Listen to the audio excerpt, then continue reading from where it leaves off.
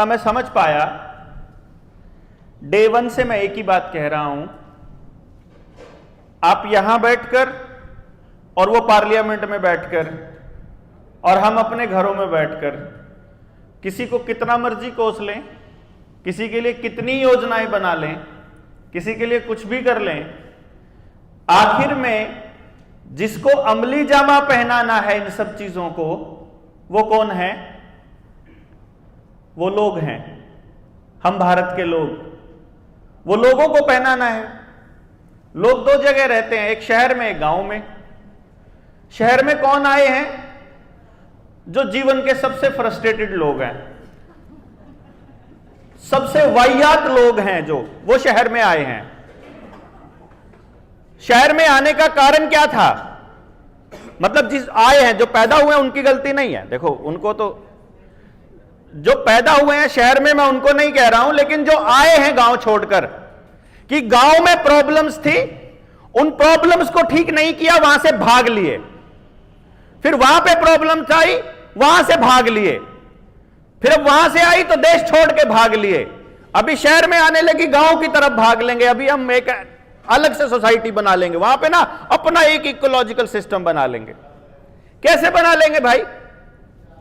कब तक बना लोगे? इन्होंने पूरा प्लान किया हुआ है। इसको देश क्यों दर्जा दिया था?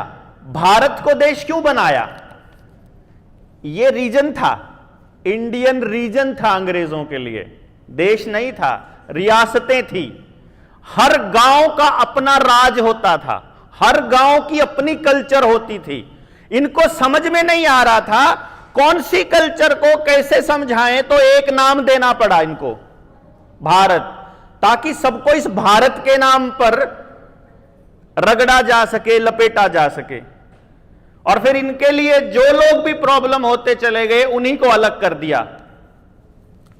सबसे बड़ा खतरा इस व्यवस्था के लिए कौन है? अगर आप देखेंगे, जहां पर मुद्रा, पैसा जहां शामिल है, और पैसे में जहां ब्याज नहीं है, बैंकिंग सिस्टम, मुसलमानों का बैंकिंग प्रणाली, मुसलमानों में ब्याज हराम कहा जाता है, और इनके लिए सबसे बड़ी प्रॉब्लम थी। इसीलिए मुसलमानों के देश अलग बना दिए इन्होंने, कि तुम कंसोलिडेटेड यहां पड़े रहो। अब तुम्हारे से लड़ने का एक ही रास्ता है कि तुमको आतंकी साबित करना पड़ेगा। फिर चाहे सद्दाम हुसैन के नाम पर करें, चाहे 9/11 के नाम पर करें, फिर चाहे फिर कोई और एक्टिविटी करा दें, फिर चाहे गरीब आदमी को।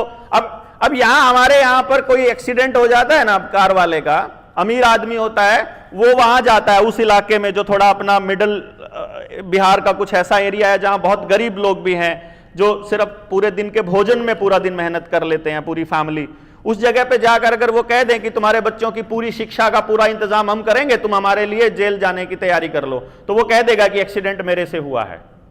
वो 15 साल जेल में काट लेता है, मालिक बाहर मौज घूमता है, उसके घर वालों को 10,000 15,000 रुपये महीना मिल जाता है। वो इल्जाम ले लेता है अपने सर। और अगर वो ऐसी कौम का हो जिसको बदनाम करना हो, तो पूरी कौम को बदनाम करना आसान है। उससे बम भी तो रखवाया जा सकता है, उससे कोई आदमी भी तो मरवाया जा सकता है। पैसे दे करके ये काम होते हैं। तो इन्होंने ये पूरा गेम खेल दिया। फिर इन्होंने, इस पे पहले भी चर्चा हुई कि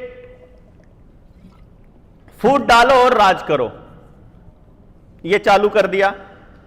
शहर के आदमी को प्रॉब्लम से कुछ लेना देना नहीं है, ये बात आप लोगों को भी मालूम पड़ गई होगी अब, क्योंकि वो शहर में गया ही इसलिए था क्योंकि वो प्रॉब्लम्स के सलूशन करने पर विश्वास रखता ही नहीं है।